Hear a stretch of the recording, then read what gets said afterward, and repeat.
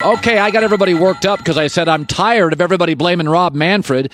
We had a work stoppage in the 70s, the 80s, the mid-90s, and almost in 2002. Labor strife is part of baseball. It's not just Rob Manfred. What side are you on, players or owners, Rob?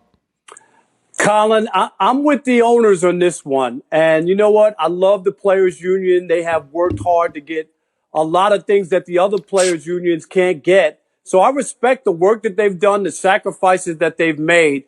And Colin, you know me, I love baseball as much as anybody. In fact, when I die right here, you see these two things are going to be in my casket. A Mets hat and my baseball writer's card. That is how much I love baseball. But when it comes to where we are right now, I have to blame the players from this standpoint. Where is your sacrifice? This is what I want to hear. Where is your sacrifice? 35 million people are out of jobs.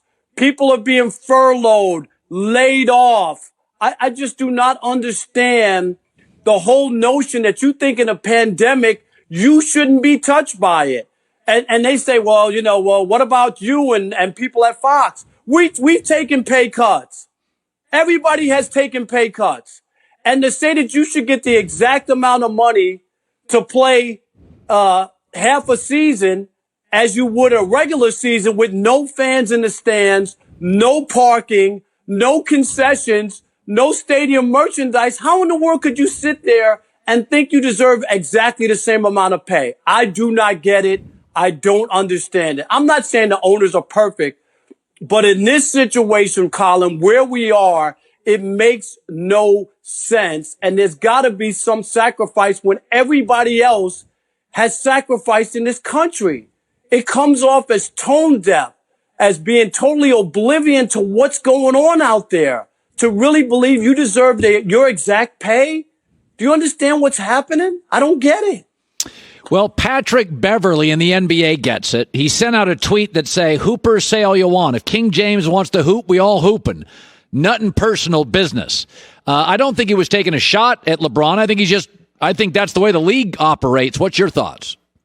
I think he's 100% right. And you know this, if LeBron James decided that he did not want to play in the Mickey Mouse Championship down in Orlando, the NBA would have a hard time selling that to people and getting people and sponsors and the networks interested if the biggest star decided he didn't want to play and he wouldn't be involved. So Patrick Beverley is right. And I'm not against the other players who have pushed back, the Kyrie Irving group and Dwight Howard and some of these other guys. I think they have a legitimate point on where they are and what their consciousness.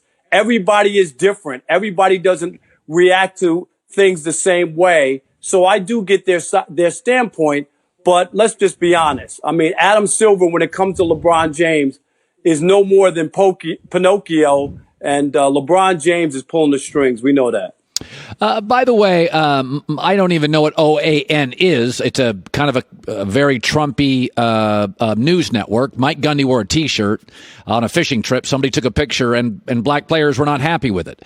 I think Gundy's your classic college football coach in a small town. He's got too much power, tone deaf.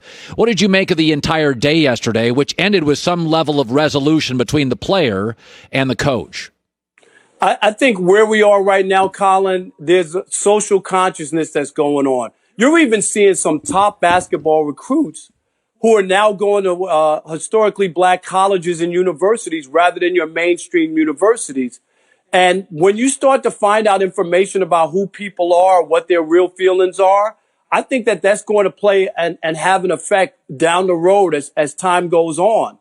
And if you feel like maybe, your coach says all the right things, he's in your living room with your mom and your dad or your guardians or whatever, and it sounds good, but deep down this guy is maybe doesn't have your interests or your people's interests at hand. That might not be the right situation for you, even though he's at a major school and offering you a free ride or something or a scholarship. So I think that, people are being exposed every day. And I think athletes are taking notes. Like the Jerry Jones Jerry Jones has a radio show. He's so vocal, television interviews. But now all this happens in the country and we haven't heard from Jerry Jones. I mean, that should say something to you, shouldn't it? Yeah, it does make me think. I thought about this. I said Colin Kaepernick's reemergence on the scene, and I do think he'll get invited to a team or two. I wonder if Dak's not more valuable than ever. Dak handed Jerry a life preserver the last time the kneeling hurt Jerry's business. I think of this and I think, hey, Dak had Jerry's back on the anthem. And I think he's never been more valuable because I think we're going to have a year of some unrest and some politics. Your thoughts?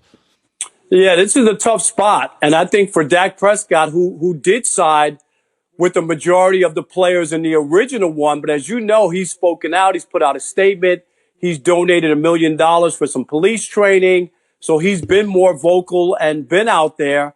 And I'm going to tell you, Colin, I don't know if he has the opportunity to not kneel when, like Jerry threatened his players last time and said anybody who would kneel wouldn't be wearing a Cowboys uniform. I just don't see that as being, able to hold up to that this time around. You have Baker Mayfield talking about he's going to kneel and all kinds of players who have already committed to it.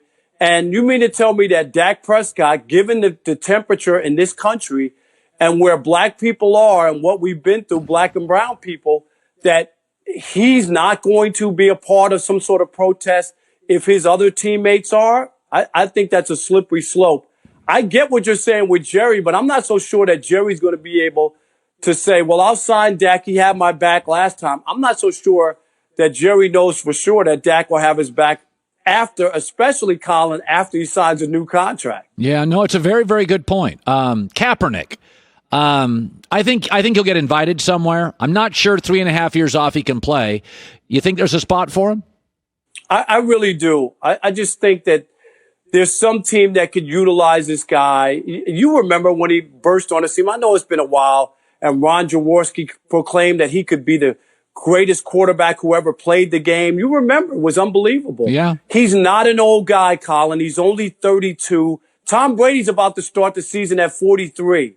Colin Kaepernick, if you get him back in and get him back to working out or whatever, can still be a productive quarterback and could still play for somebody. I really believe that when you think of all the players they've dug up or got out of retirement or off some couch to come play in the NFL and get a backup paycheck. So I think he can play in the NFL. Let's take a shot of, look at Rob Parker's jacket there. I don't know. Look at that. You are always selling Rob Parker. That's The Odd Couple, Fox Sports Radio. It's almost you like that? It's like you just stitched that thing on yesterday, didn't you? No, just about. You know, you could always go to my website, getrob.com, and there's some Odd Couple stuff. A couple of my books are up there, all that, Colin, you know. What size are you? You like this jacket or you don't like the colors? Well, no, the colors. You just don't want it looks like you don't like The Odd Couple. No, I love The Odd Couple. It looks like a Michigan football jacket, Rob. It's got that maize in. Why you got to give it away? Does your website have a comb? I could use that, I'll tell you, with all this pandemic. All right, good seeing you, buddy. Always. Thanks so much. All right, Rob Parker, co-host of The Odd Couple with Chris Broussard. Hi, everybody. Thanks for watching. Subscribe here to get the latest from the show. Also, be sure to check out more of the best clips from The Herd or go watch a few segments from other shows on FS1.